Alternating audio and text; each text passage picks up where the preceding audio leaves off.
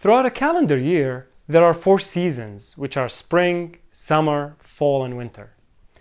In each season, we notice a change in the weather. The length of the day changes so as the nights. And this is due to the fact that the Earth orbits around the Sun every 1 year.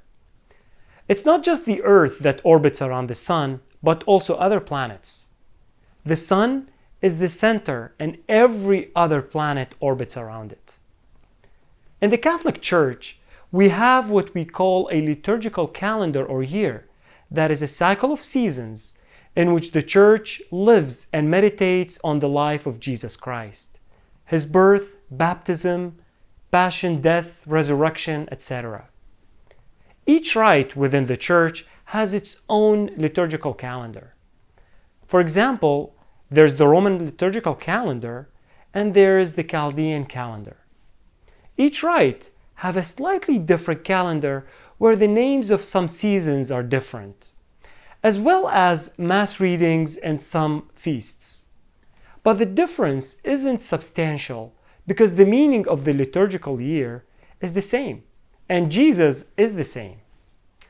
Just like how the Earth and planets orbit around the Sun, so too, in the liturgical calendar, the Church and the faithful orbit around Christ, the true light of the world. In this video, I would like to reflect on a gospel reading that some of the Eastern churches use as the first reading in their liturgical calendar. It is from Matthew chapter 16, Peter's declaration that Jesus is the Christ or Messiah. In this passage, we see Jesus takes the 12 apostles to the district of Caesarea Philippi.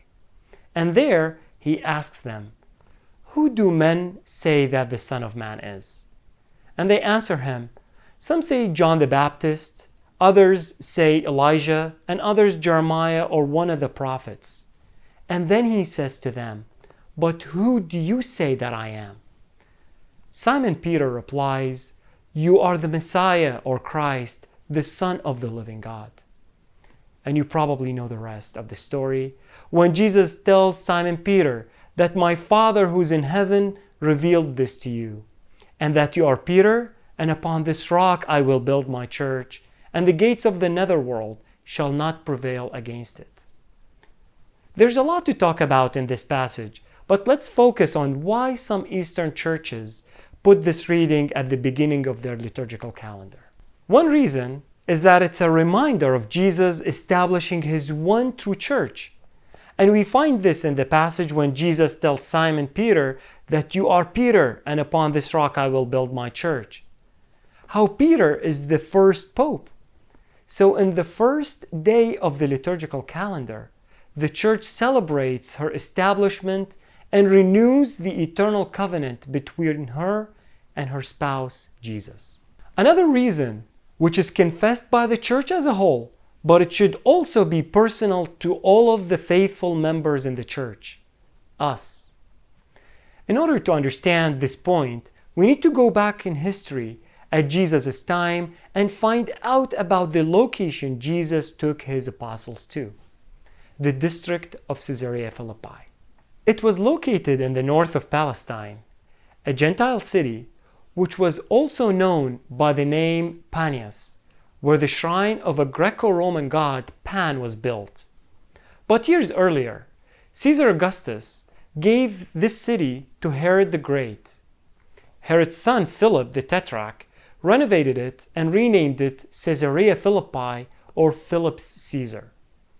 It was a place where people would come and worship Caesar, the Roman emperor, who was considered a god.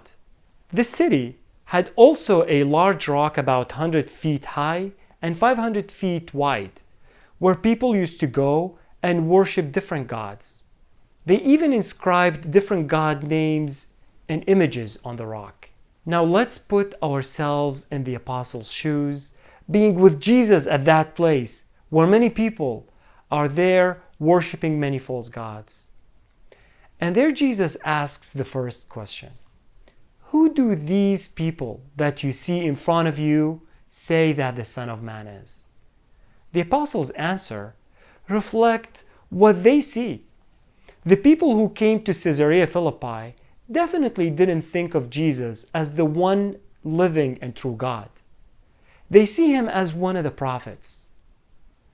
Then Jesus asks the same question to them, to the apostles. Who do you say that I am? With the help of God, the living Father in heaven, Simon Peter confesses that Jesus is the Messiah, the Son of the living God. He is the one living and true God. Unlike Caesar Augustus, who was also called the Son of God, but he's the son of a dead God, for his father Julius Caesar was dead. So too the pagan gods that had their shrines, names, and images inscribed or built in the district. They are dead gods. At the beginning of the liturgical calendar, the Church and each one of us are called to reflect on this question. Who is Jesus to you? Is he just one of the prophets? Do you share the same confession as the people who were worshipping the many gods in the region of Caesarea Philippi? Is he just a nice guy who taught nice things about loving the enemies and helping others? Maybe someone who performed outstanding miracles? Is that who Jesus is to you? Is your God something like money or some material goods? Is it yourself or your family? Or is Jesus to you the Son of the living God, the one and true God? My dear friends, I invite you not to only read and reflect on this Bible passage at the beginning of the liturgical year, but every morning after waking up, to confess and renew your belief in Jesus, who is the center of our lives, and everything else should revolve around him. We must love him more than anyone else and everything else. I hope you like this video. Please subscribe to our channel and share it with your friends and family. May God bless you.